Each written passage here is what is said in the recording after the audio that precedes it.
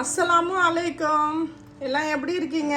ஒரு கீமா பிரியாணி போடலாம் அப்படின்னு சொல்லிட்டு மட்டன் கீமா பிரியாணி தான் இன்னைக்கு நம்ம செய்ய போகிறோம். ஆனால் மட்டன் புலவ் இதுக்கு முன்னாடி செஞ்சுருக்கேன், நம்ம சேனலில் இருக்குது, செக் பண்ணி பார்த்துக்குங்க. இப்போ வந்து நம்ம மட்டன் கீமா பிரியாணி செய்ய போகிறோம். அதுக்கு நான் 1/2 கிலோ கீமா எடுத்து கழுவி வச்சுருக்கேன். 1.5 கிலோ பாஸ்மதி ரைஸ் கழுவி ஊற வச்சுருக்கேன். 3 வெங்காயம், 5 பச்சை மிளகாய், பெரிய தக்காளி 1, அதுக்கு 1.5 ஸ்பூன் இஞ்சி பூண்டு பேஸ்ட்டு, தேவையான அளவு சால்ட்டு, 1/2 ஸ்பூன் தனியா பொடி, 1/2 ஸ்பூன் மிளகாய் பொடி, 1/2 ஸ்பூன் கரம் மசாலா, 1/4 ஸ்பூன் மஞ்சள் தூள். அதுக்கு ஆல் புக்கார் பழம் உங்களுக்கு தெரியும், அது இருந்தால் போடுங்க, இல்லை ஸ்கிப் பண்ணிடுங்க. 3 பழம் வச்சுருக்கேன். ஷாஜீரா 1/4 ஸ்பூன், பாதி பூ வச்சுருக்கேன், பட்டை 1, ஏலக்காய், கிளாம்பர். அதுக்கப்புறம் தயிர். இது கூட நான் ஒயிட் ராஜ்மா யூஸ் பண்ண போகிறேன். ஆனால் வேக வைக்கல, இது வந்து ஊற வச்சது. இதை பாருங்க, இது மாதிரி ஊறிடுச்சு. அதனால இதை நான் குக்கரில் போட்டு வேக வைக்கல. நீங்கள் கம்மியான டைமில் ஊற வச்சுக்கினா ஒரு 2 சிட்டி விட்டுட்டு அதுக்கப்புறம் அந்த ரைஸோட கலந்துக்கங்க, செம்மையாக இருக்கும். ராஜ்மா போட்டோம்னா இன்னும் செம்மையாக இருக்கும். அதனால ராஜ்மா, தயிர், கொஞ்சம் லெமன் ஜூஸ், இதுதான் இதுக்கு தேவையான அளவு. அப்புறம் மல்லி, கொத்தமல்லி இதெல்லாம் தேவைப்படும். நான் செஞ்சுக்கிட்டே உங்களுக்கு ஒன்றா காமிச்சிட்டு வரேன். நம்ம ஃபஸ்ட்டு ஆனியன் கட் பண்ணிக்கலாம். தக்காளி இங்கே சைடில் வச்சுக்கலாம்.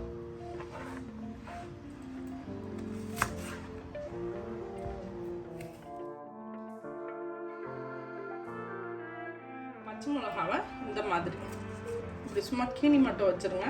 அதை வந்து நம்ம இது பண்ண வேண்டாம், 2 ஆக்க வேண்டாம்.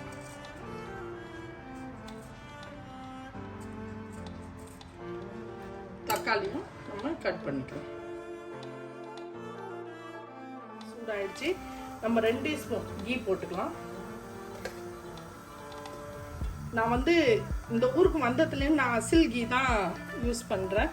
அதனால அதில் தான் நான் பிரியாணி எது செஞ்சாலும் நான் அதில் தான் செய்வேன். இப்போ நம்ம இந்த பட்டை, ஏலக்காய் இதெல்லாம் இருக்குது பார்த்தீங்களா, இதை மட்டும் எடுத்துட்டு மீதி இதெல்லாம் இதில் போட்டுடலாம். சாரி, இதில் கொஞ்சம் நம்ம எண்ணெய் ஆட் பண்ணிக்கலாம். ஒரு 2-3 ஸ்பூன் எண்ணெய் போட்டுக்கோங்க.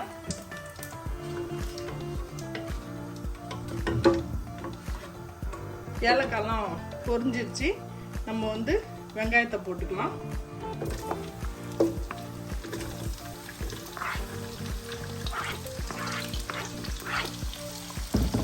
வெங்காயத்தை போட்டுக்கலாம்.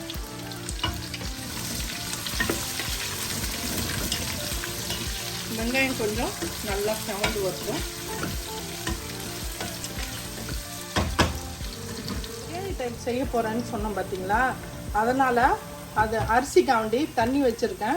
வெறும் இஞ்சி பூண்டு பேஸ்ட் போட்டிருக்கேன், எண்ணெய், கொஞ்சோண்டு மல்லி, புதினா. இதை மட்டும் இதில் போட்டு நம்ம இதை சூடாக்குவோம்.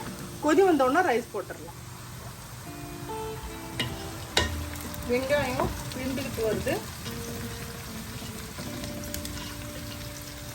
இந்த நேரத்தில் நம்ம சால்ட்டும் இஞ்சி பூண்டு பேஸ்ட்டையும் போட்டுடலாம்.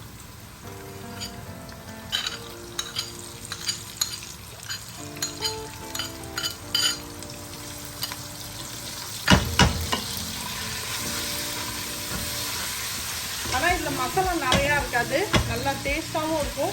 உங்களுக்கு வந்து மசாலா கம்மியாகவும் கிடைக்கும். எங்கள் வீட்டில் மசாலா ரொம்ப சாப்பிட மாட்டாங்க, அதனால நான் கம்மியாக போடுறோம். உங்களுக்கு வேணும்னா நீங்கள் இன்னும் கூட வெங்காயம், தக்காளி எல்லாம் சேர்த்துக்கலாம். தக்காளியும் மல்லி, புதினாவையும் சேர்த்துக்கலாம்.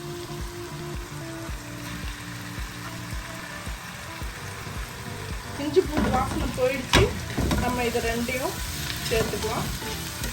அடுப்பு கொஞ்சம் ஸ்லோவாக வச்சு நம்ம இதை கொஞ்சம் அந்த வேகிற அளவுக்கு நம்ம வச்சோம்னா அதுக்கு தேவையான அளவு சால்ட் போட்டுக்கலாம். ஆனால் கொஞ்சம் கம்மியாகவே போடுங்க. குங்குமப்பூ இருந்துச்சுன்னா கொஞ்சோண்டு பால் சூடு பண்ணி குங்குமப்பூ போட்டு கலக்கி விட்டு வச்சிருங்க. இதோட கலர் எல்லாம் இதெல்லாம் இறங்கிடும். இப்போ தக்காளி வெந்துருச்சான்னு பார்க்கலாம். செம்மையா தக்காளி வெந்துருச்சு. இப்போ நம்ம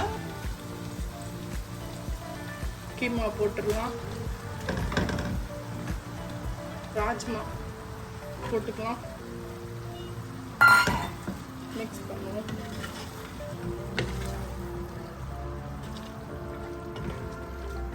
பார்த்தீங்களா, அதை போட்டுடலாம்.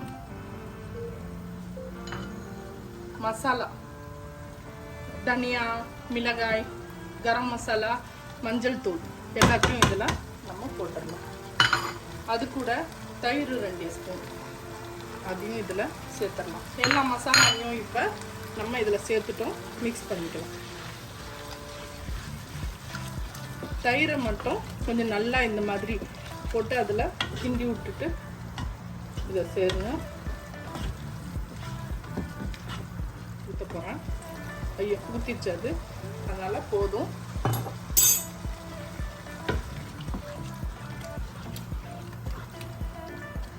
இதை நம்ம ஒரு 10லேருந்து 15 நிமிஷம் வேக வைப்போம்.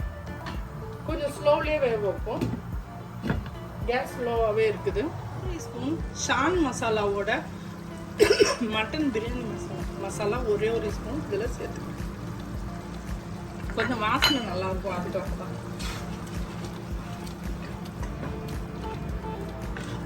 நம்ம பச்சை மிளகா நிறையா ஏன் நான் போட்டேன் அப்படின்னா, ரெட்டிஷ் கலராக இருக்கக்கூடாது, ஒயிட்டாக இருக்கணும் அப்படின்றதுக்காக தான் நான் அது போட்டேன். இல்லை நம்ம தண்ணி கிண்ணிலாம் எதுவுமே ஊற்றக்கூடாது.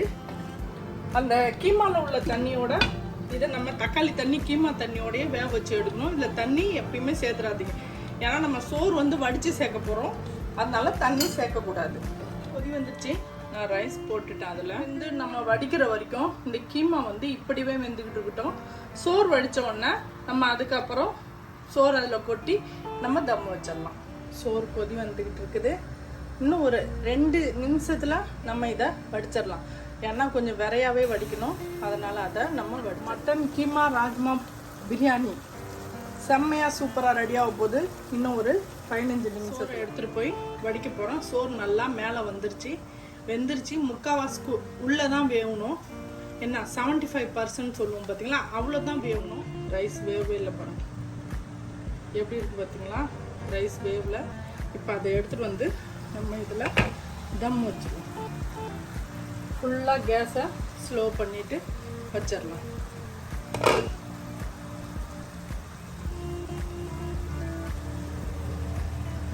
தம் போட்டுருவோம்.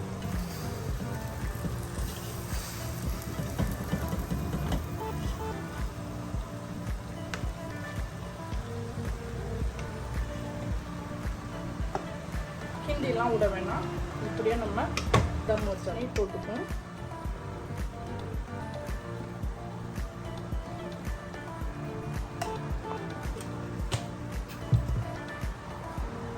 நான் கொஞ்சம் கலர் ஆட் பண்ணுறேன்.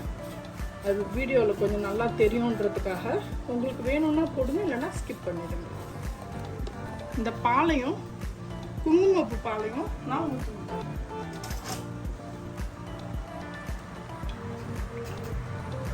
பால் ஊற்றும் போது நல்லா வெந்தும் இருக்கும், டேஸ்ட்டும் நல்லாயிருக்கும், குங்குமப்பூ வாசம் நல்லாயிருக்கும்.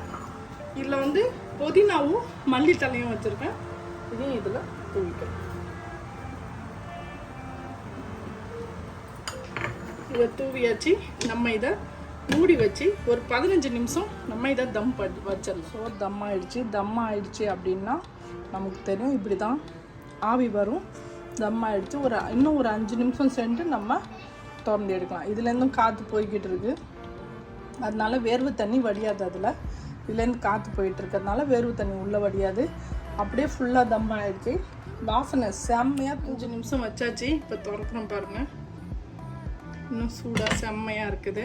நம்ம ஒரு கிண்டி விடலாம். இந்த கரண்டி கொஞ்சம் மொத்தமாக இருக்கிறதுனால அது அவ்வளோ வராது. வா வாசனை வெந்துருச்சா? இதுவும் வெந்துருச்சு. வா,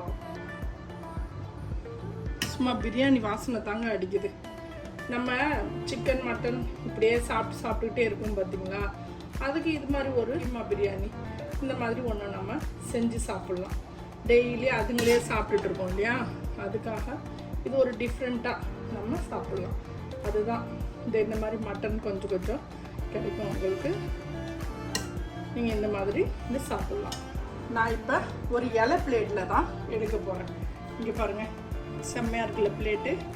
இதில் தான் நம்ம இன்னைக்கு பிரியாணி வைக்க போகிறோம்.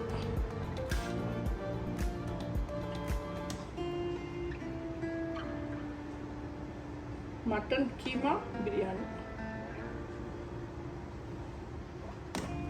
கீமாலாம் தேடணும். கீமா வந்து அது கொஞ்சம் கொஞ்சமாக தானே இருக்கும். எக்கு தான் பாயில் பண்ணியிருக்கேன். கச்சமோர், நம்ம வெங்காய கச்சமோர் செஞ்சுருக்கேன். பஸ் இவ்வளோதான் நான் பண்ணியிருக்கேன். நீங்களும் இதே மாதிரி செஞ்சு பாருங்க.